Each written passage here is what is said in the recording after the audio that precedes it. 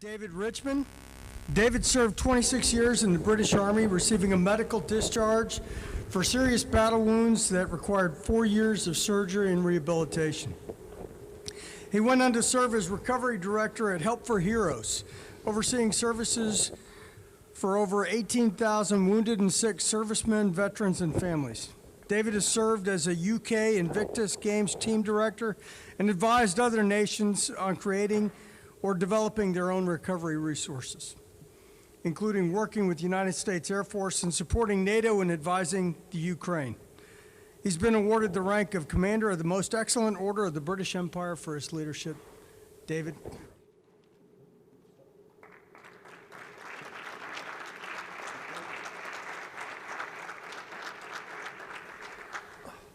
Right. Can you hear me at the back? Is that working? You can wave. Good. Excellent. It's a good start. Right. I spent my summer of 2008 in Helmand Province in a place called Musakala, fighting against these punters, or people very much like them. And it gave me a sort of, I think, a perspective on life that maybe, despite the 20-odd years I'd spent getting to that point, I probably didn't have up to then.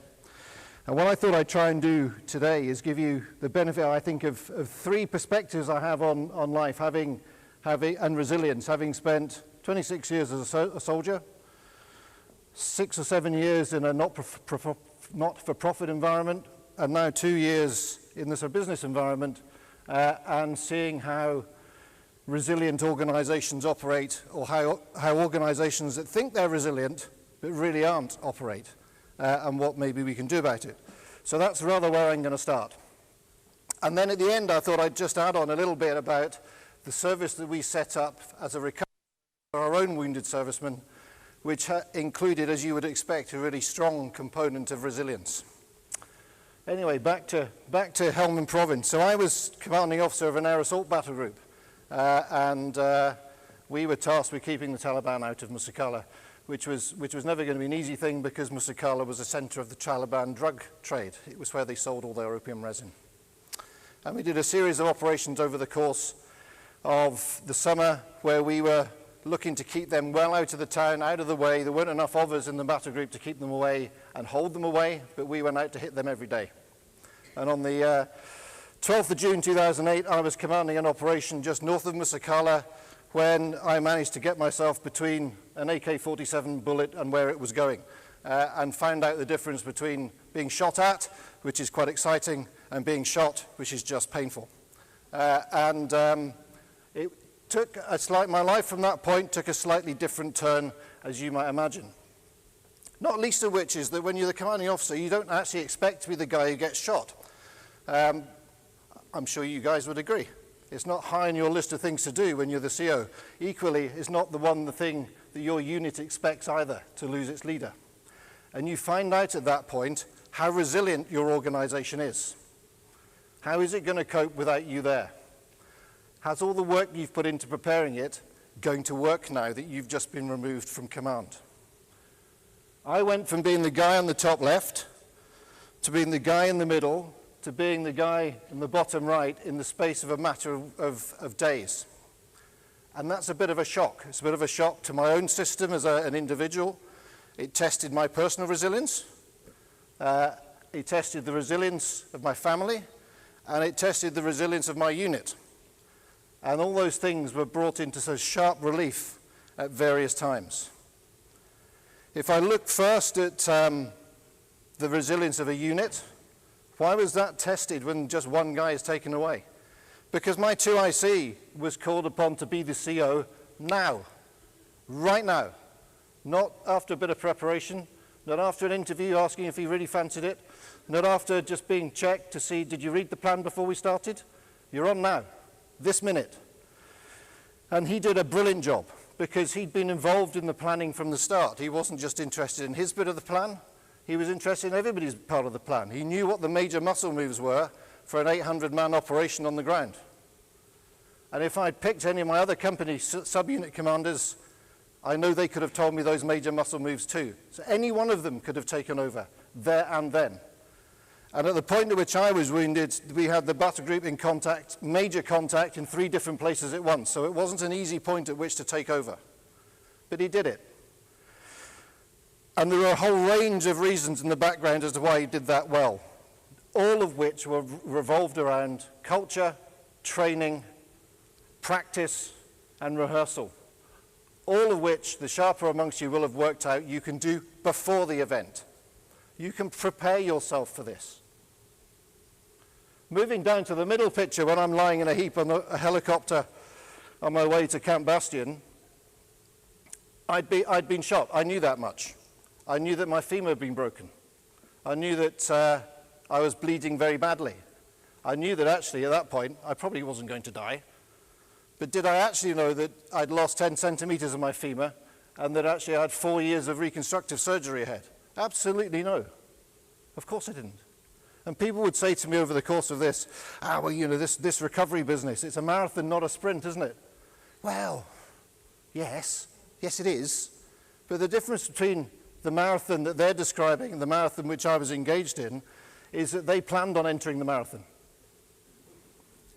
They knew that was coming. They entered it. They'd also trained for it. And they knew it was 26.2 miles long. And they knew the route. At least I hope they knew the route. I wasn't planning on entering this marathon. I couldn't have told you when I was lying in a heap in the helicopter, or actually in the bed looking a bit miserable, that it was going to take 4 years. Stupidly in my mind, and although that was June, I thought, I'll be back by Christmas. I was, but it was Christmas 4 years later. And that really tests your resilience as a person. It tests the resilience of your family. It tests the resilience of everybody around you.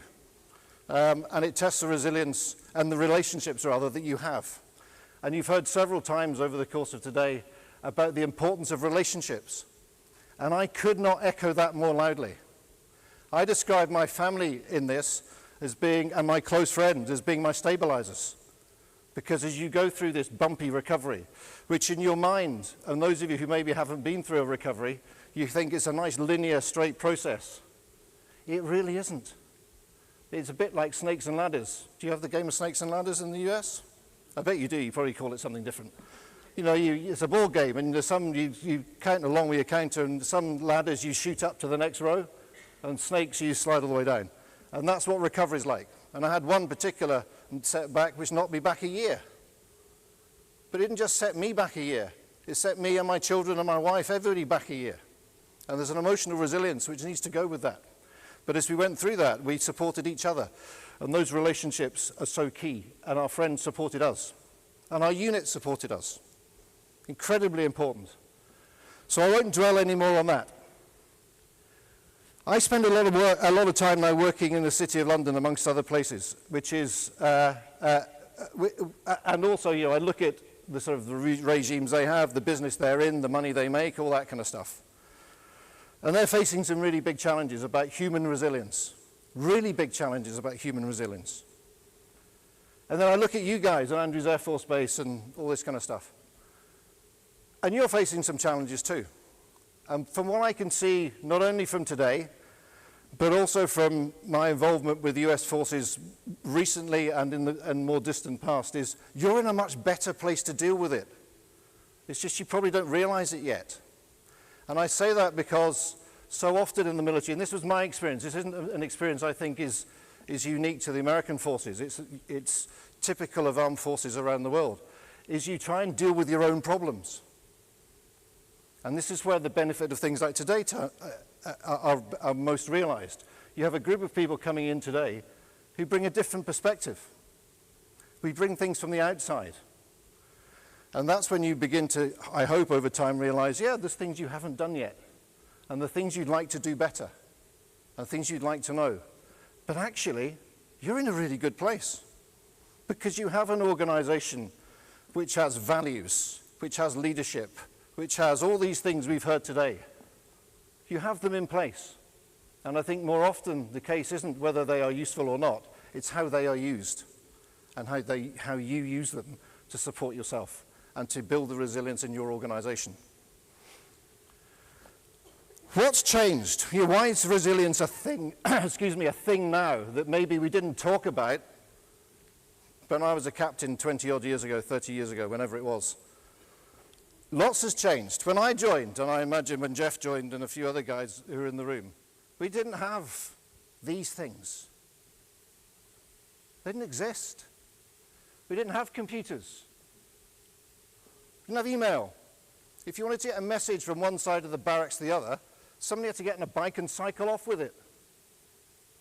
When I was a captain in a divisional headquarters, I remember we'd finished a whole set of divisional orders, which was then typed out, gone into the reproduction truck, reproduced 1 million times, God knows how many times. I remember the chief of staff turning to me at the time and said, "Right, Richmond, who is now the most important man in this division?" And I thought, you've properly lost your marbles. Why are you asking me that? And I said, it's a general, obviously. He said, "Don't be ridiculous. It's that bloody dispatch rider. It's the guy who put all the orders in a satchel on his back and jumped on a motorbike and disappeared into the woods." We had no idea whether that guy had fallen off his motorbike at the first corner, got lost or whatever. The first we would know about it is if none of the brigades knew what was happening. We didn't have these, didn't have email. It was a blissfully simple world. Now, of course, we got our news from the newspapers. That was it, or the TV. It wasn't buzzing onto your phone every 10 minutes. Now, of course, you've got 24-hour news channels which are full mainly of drivel, but actually some interesting news. You've all got a phone in your pocket. I'd happily give most of you mine. I wouldn't really. Which is giving you news about all your mates, how wonderful their life is, what wonderful thoughts they all do, because, of course, it's an entirely false environment, isn't it? Nobody puts up on social media they're having a really shit day, really. They all live a wonderful world. And it brings a whole load of pressures. It brings pressures to you to feel you have to conform. It brings pressures to people who are beginning to hear about things that otherwise in previous days they'd never have known about. Kurt spoke today about going on ops now, and all the guys have got phones, they've got news all the time. When we went on ops years ago, you didn't know anything until you got back. You had one phone call a week, maybe, and your wife just coped. Or your husband just coped, they just got on with it. Because actually when you're 3,500 miles away, what are you going to do about the broken washing machine anyway? Nothing. So it doesn't always help. Life has changed. But what it does mean is that the world moves at a much, much faster rate.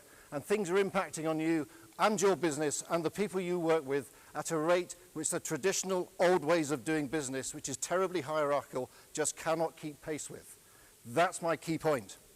So what I've got is a few observations about how I think we can cope with this better, which I've taken from my own experience and from lots of things I've seen. And the first one is, in today's modern world, where stuff is moving uncontrollably quickly, and at a rate and at a pace that no one person can keep up with, leadership has never been so important.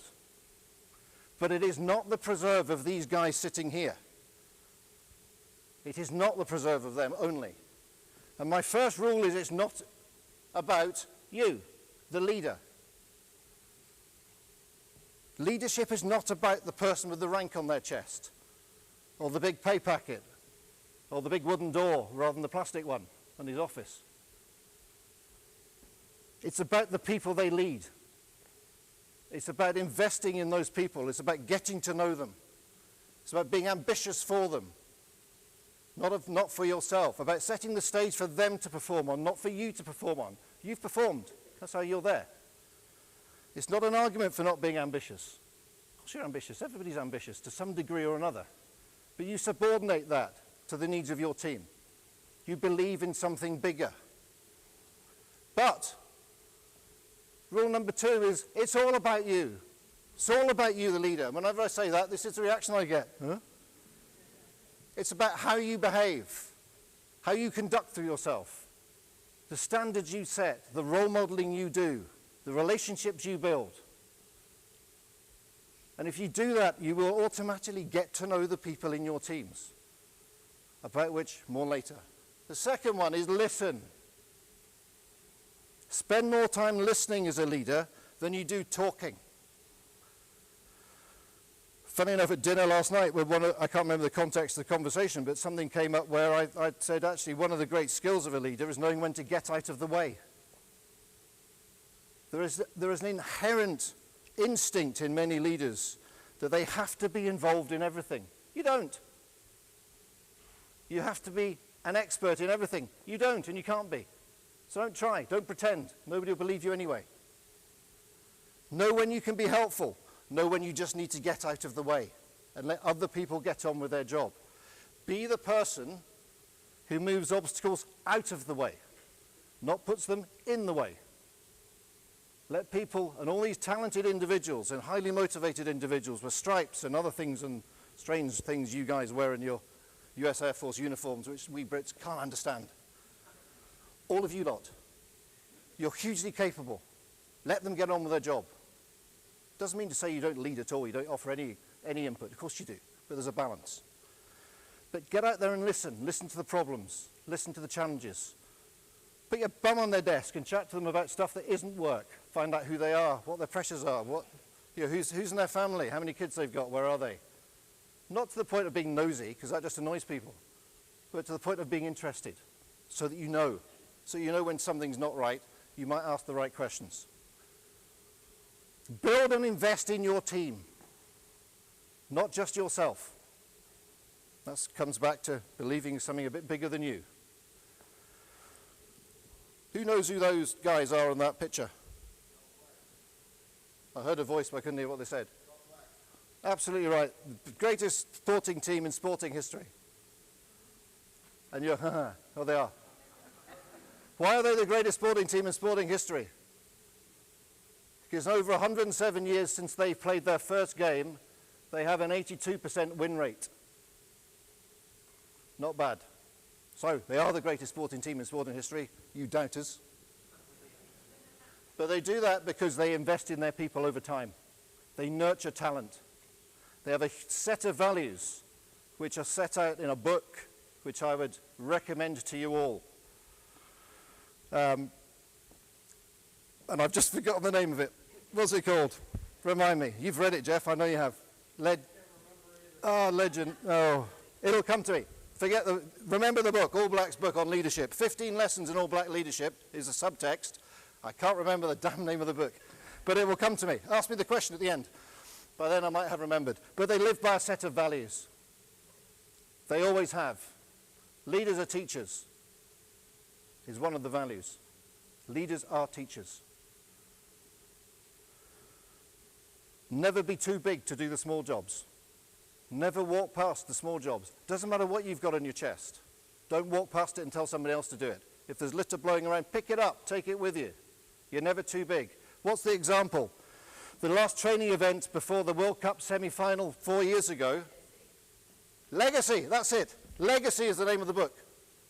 I had in my head Legends, and I knew it wasn't Legends, so I didn't say it. Legacy. 15 lessons in all about leadership. Buy it, read it. It's a really easy read. You'll learn lots. Brilliant. Where was I with these guys? Never be too big to do the small jobs. Yes, right. Final training session before the World Cup semi-final 4 years ago. They get back into the changing rooms. The guys pack up and they go. Except for two people, the vice captain and the captain. And you know what they did? They swept the changing rooms out. Two of the greatest rugby players to walk this face of the earth, leading the world's greatest ever team, and they sweep their own changing rooms out. Because they are never too big to do the small jobs. Just think of the impact that has on the team around them. They also have another one, which is no dickheads. And that's how it's written. I'm not making that up.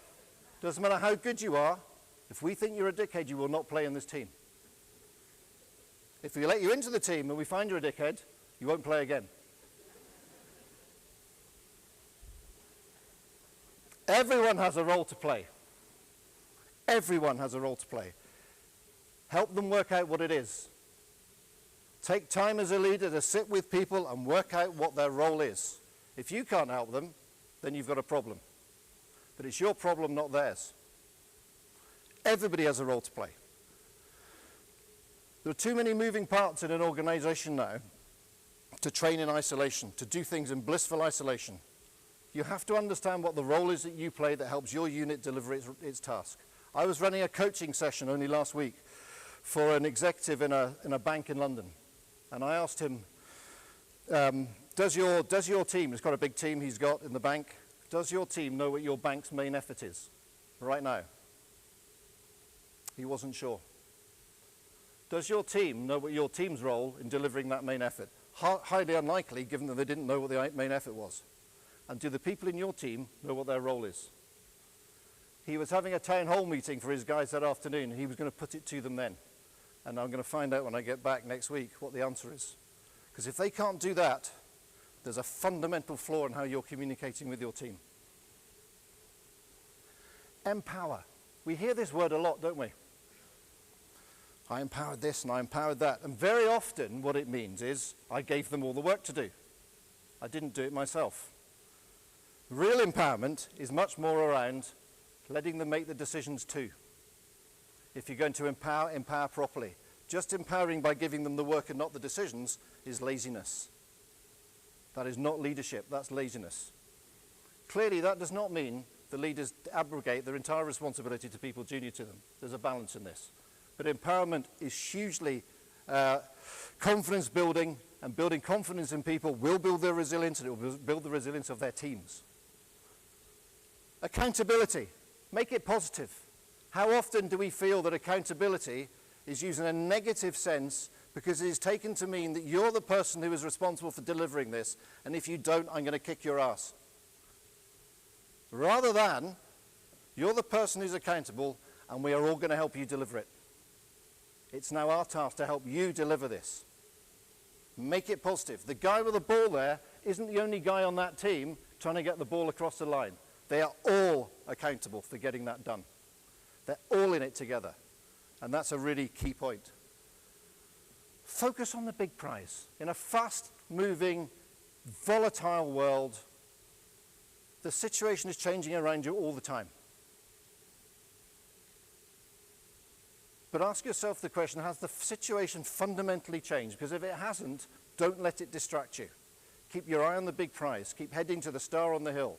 When I was going through my recovery, I said to myself, what I wanted to achieve is I wanted to be able to play with my children again. I wanted to be able to actively play with them. I wanted to be able to take exercise again, and I wanted to go back to duty. I managed 2 out of the 3, which wasn't bad, because actually in reality I was never going to manage the third one. And I kept my sights on that. So when I had the setbacks, actually it's a setback, I'm still going there. Absolutely focused on how I was going to get forwards. Sometimes it got in the way a bit, I have to confess, but that's what I did. This is one which is really important to me. Be experts in solutions, not in problems. How many people here have sat in endless meetings where all you do is go over the sodding problem again and again and again? And we do it because it's safe and it's comfortable. And we become an expert in it because you know what it is. You can put your arms around it and shape it, and it's all very good, isn't it? I really know that problem. What possible use is that? What we need are leaders who move beyond the problem into the solutions. And people don't do that. A lot of people don't do that because that's risky. That takes you to a place you haven't been yet. And because it's something that hasn't happened yet, you don't know it's going to work. And maybe you say, actually, it's a bit safer being this side of the problem. But that's not why you're paid. People like to move the boat forward. Let's be experts in the solutions. Understand when you know enough about the problem to move on. Doesn't mean ignore the problem. Recognize when you know enough. And focus on the outcomes. And they are really key, more about which in a minute. Collaborate and be inclusive. Molly mentioned earlier today that in my experience, particularly outside the military, has been collaboration for so many people means I'm going to collaborate, but actually what I really mean is I want you to do it the way I want to do it. That's not collaboration. Collaboration is you go into this with an open mind and a common purpose. And you have the same outcome in mind. And you will work together to deliver it. And you leave your egos at the door, and all your baggage gets left at the door. And you come in willing to collaborate. And you collaborate in an inclusive way. Many voices and many perspectives get to better answers. And it's an easy thing to do. And this is why days like today for organizations like the military are so useful. You get perspectives from outside. And it's really, really powerful. And the last one is about smile. Bring energy to the room. Don't suck it out. We all know about the energy vampires, don't we? Come in, misery, suck the energy out of the room, and you all go away thinking, oh, God. Yeah, you sort of can't bear meeting with them. Don't be one of those people. And people say, oh, well, yeah, you can control that. You can be what you bring into the room. You can control this. Engage. It is infectious, and it helps people along a recovery. It helps people in a team. What I thought I'd do now is just touch on, and this is a gallop, I'm conscious, what we did in the UK, taking some of those lessons into our own recovery service. And I've put up here what we set out to do. And I'll let you read that just for a second.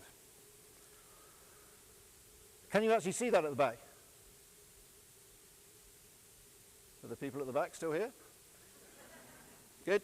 Right. I've underlined a few words. Inspire. If you're dealing with people who are not themselves, they're recovering from something, they're ill, they're wounded, they've been injured, whatever it is, they all are in need of a bit of inspiration.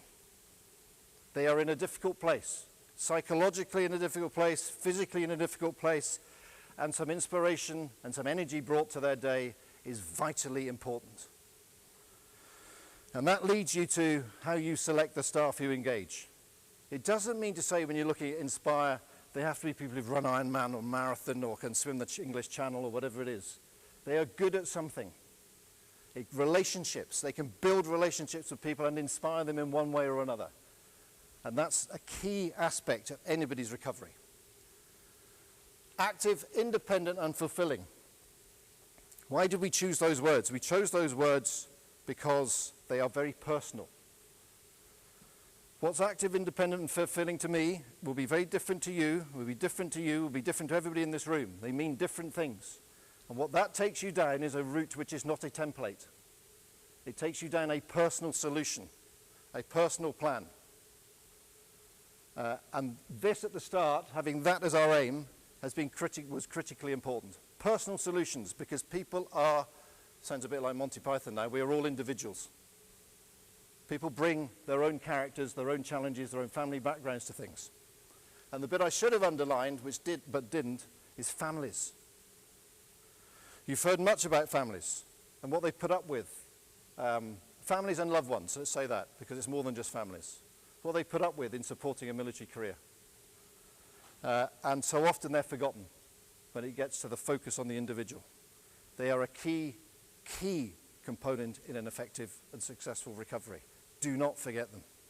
I could go on about that for hours. Anyway, what we did was we produced outcome-focused, integrated recovery services. Key being outcome and integrated, not standalone. They were transformational, not transactional. Here's the list of services that are there, and we used to weave those together around the needs of an individual, based on what we were trying to achieve. It was, and what do I mean by outcome? It was moving away from the big bureaucratic approach, which all militaries have, where they measure how many people go in, how many courses you run, and how many people come out the other end. But you're not running a training course. This is about outcomes. It wasn't about how many people went into the system, how many people fell out the other side. It's about what you achieved when they were with you. Well, it's not what you achieved, what they achieved when they were with you. How effective were the services you delivered? And we trained our staff, every member of staff who had a client-focused, client-orientated role was trained in coaching techniques. So they had transformational discussions with people. It wasn't about telling them what to do. It wasn't about the next stage in the process. It was about moving to the next best thing for them. What's the next stage in your recovery? And it starts with an assessment of every individual about what are their needs. And of course, in the first time you meet these guys and girls, what you hear is normally only a fraction of what they actually need, and as they come to trust you, they will tell you more. And then some of those services would be involved in their recovery from then onwards. And every week there was a multidisciplinary team meeting to bring together the people working with them, led by a specific individual, to talk through the next stage. And that's how we supported every single one of those people. Is it easy? No, it isn't. Were there some growing pains? Yes, there were. What were most of the growing pains? It was getting, actually, if I was to be brutally honest, the egos of many of the staff involved out of the room. Bring the people back into the room, willing to work together. And once we'd done that, we had a really, really effective process and support system for the wounded, injured, and sick and their families.